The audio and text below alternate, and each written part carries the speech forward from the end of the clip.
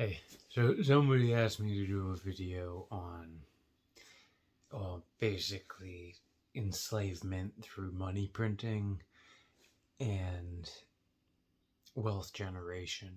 I'll have to double check what the request was, but I don't know. It wasn't on this page. Somebody asked me to make a video. They might have been like getting my goat, like making fun of me. Oh, go tell it to the wind, but hey, I take requests, even from strangers. So, first things first, I fired my attorney. It was the right thing to do. She had made decisions that were not in my interest. She made those decisions without my permission, without talking to me beforehand, um, without my consent or understanding. Specifically, what I asked her to do was file an order of a writ of habeas corpus, right? So I wanted to force the prosecution's hand to show other evidence to a judge and prove that at this point in time they have sufficient evidence to go to trial, which the judge may disagree with without even having to call a jury in. So it would hasten the process of dismissing the case by forcing the prosecutor to show I have no freaking legitimate evidence. And she didn't do that. She said something about, oh, I know all about habeas corpus. You don't have to tell me about habeas corpus. And walked off. And then blurted out in court, I'd like to file for a competency hearing. Now, we had never discussed a competency hearing, and the more I think about it, all that has done, I've never, when all of our conversations, the conversation has been, I'm not guilty, I want to go to trial. I'm not guilty, I want to go to trial. And the only reason to ask for a competency hearing is to plead not guilty by reason of mental defect or whatever. And that would never be my plea, because I'm not guilty. So we never had that conversation. She asked for that in court, and that has caused nothing but problems. And furthermore, it's damaged my credibility as a witness, and has undermined my position in any other legal dispute. Almost, just sight unseen. It's just a terrible thing to do to somebody, especially somebody who's not guilty, who wants to go to trial, who you're allegedly representing. And that has caused all sorts of problems. So she didn't file the writ for habeas corpus. She filed a competency hearing instead. We didn't talk about that beforehand, and that has basically ruined my life. And she's accepted no responsibility for that. She didn't apologize. She's almost like pretended like she didn't do it. And I really think she thinks I'm an idiot. And I might be for tolerating this. My position this entire time is basically like, do whatever you want, ladies. Just get to the freaking trial already. Because that's when I walk, It's just never happening. Now I'm seeing that. So I fired her. Next time I go to court, they probably will tell me I have to have someone. Right? So I can't represent myself. I'm sure that's what they're going to try to do next. But I'm not going to pay a lawyer. So basically, just put 6 people in the room, because they only have 6 on the jury now. Maybe that's the only people that aren't being paid by the government that they can find. So they get these 6 people together and they show them the evidence, and then I go home. Let's get to that part. But it's not going to happen. Watch. They won't let it happen. So she's fired, and she was a public defender. So I'm sure she's at home feeling really great about herself. Although it's one less case, she probably doesn't care. But she did a terrible job. It's just, she's a nice lady, but I can't tolerate that level of incompetence. It is. You don't file for that a competency hearing unless your client wants to plead not guilty by reason of mental defect. You know, that's never been my position. Oh, I was angry. I was in a fit of rage. I said what I said because it was the right thing. So, whatever. That aside, the basic fundamentals of our country are based around individual liberty, right? So this is going back to slavery by money printing. Our laws separated money from government because the founders were very aware that wealth creation was a way to force people's work. And they didn't want that power too consolidated in the government. That's what government does, but they wanted it separated. So money was, but it had to be standardized. That's the whole thing. It has to be standardized. Silver and gold was the solution. That was the only thing that was really recognized as money. And really what's great about that is it limits the ability of the government to wage war. And this goes back thousands of years, every army has struggled with this. In order to maintain an army, you have to pay them. And it's typically like a piece of silver a week or a piece of silver a day, something like that. But it was a huge national expense because there had to be mines running and all that to generate this money to keep these armies together. Otherwise, people would just split. You had to pay them. And gold and silver are naturally just hard to get. So a nation couldn't keep an army together that long, which is a good thing. People were more free. There was less standing armies. Now it's the government essentially just printing money and us working for that money. And it happened little by little, but at this point, there's no separation between the wealth creation and the government. They print pretty much whatever they want to spend, and then they spend it, and people do what they do for it.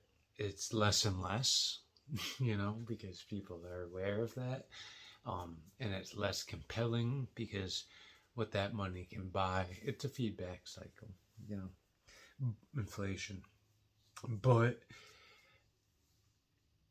it's an evil system at its heart because somebody is just basically putting their stamp on it and saying, dance, work for me. We engage in that system through consent, but it is a decay. So where does wealth come from if not money? That's the truth, and it's the value generated through mindful work, right? So I prefer life affirming. It might be wimpy, but life affirming values. I'm not opposed to guns and power and all that stuff. There's a part that's very aggressive and macho and everybody. And then, there's the self-defense aspect of it where, balance of power. That's true and necessary. If people have significantly more power than you, then you're at their mercy. You don't want to be at their mercy, then you need equivalent power to act as a deterrent. It's just logical. So I'm not anti-gun, but given the choice, I would prefer an economy that kind of derives its value from life-affirming investments. That's how I try to live my life. I like to think of that as my value system per se. Um, so things like vitamins and exercise gym membership or exercise equipment, uh, stuff for my job, and job being a part of it.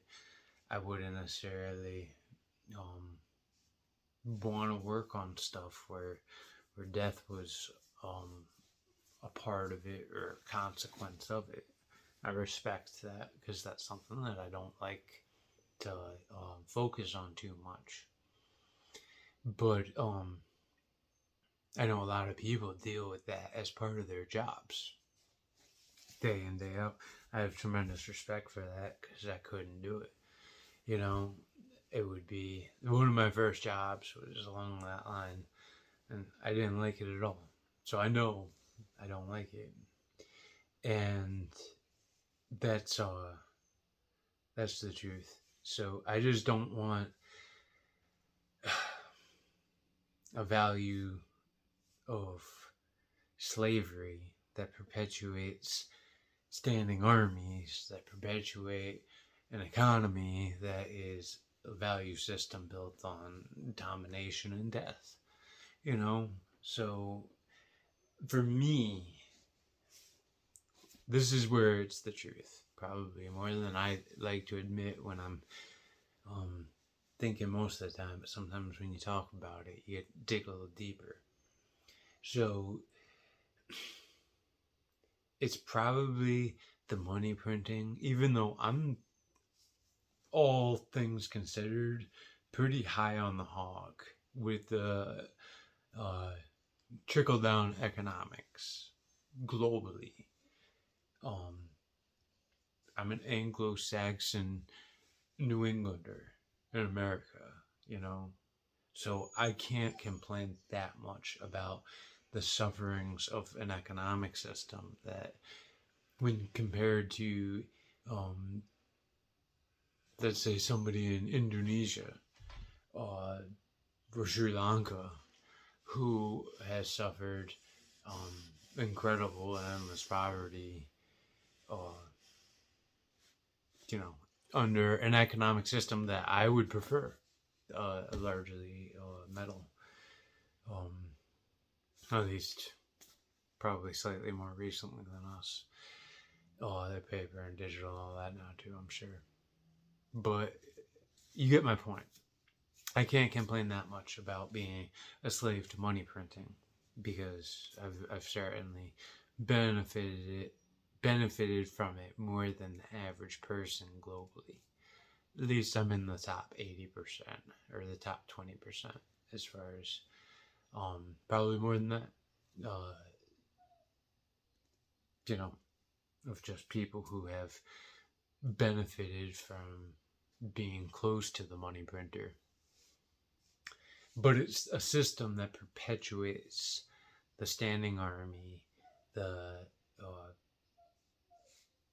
that would pretty much be unattainable through gold and silver or metal mining because you just couldn't mine that much metal to pay those people for that long. But they're willing to stand around for printed paper, just like I'm willing to go to work for printed paper, and you can build more faster. But that's also more centralized power. Less people from your army abandoning their posts because they're not getting paid. Because they are getting paid. They're just getting paid in a largely digital currency. It compels their labor just like it compels my labor. Uh, but it's the value system that it perpetuates. At this point, I don't consider it life affirming. I know these vaccines are probably a big national investment, but I don't see that as necessarily like, um, at this point, it might be the biggest part of our economy. Excuse me, but but the truth is, the economy as a whole is largely internal combustion engines and oil and paper trading and currency trading and um, you know, cell phones and software, you know, whatever. But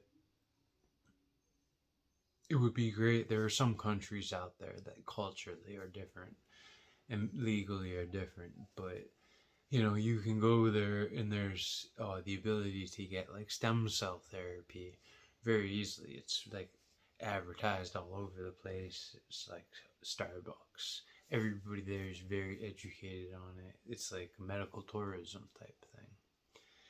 I consider that would be like more of a life affirm, and it's like culturally a big part of it. Um, you know, the old people doing Tai Chi, a lot of that I think is like movement therapy, you know, that's just a cultural kind of priority. Uh, Maybe I feel more of a slave, or even though I'm in the upper percentile, because the society I'm in doesn't reflect my values. So that's probably what I meant by a slave to money printing. Is the system that I'm in is perpetuating a standing army as the primary focus of its economic system, and that is compelling my labor, but it doesn't reflect my values. So that's my video.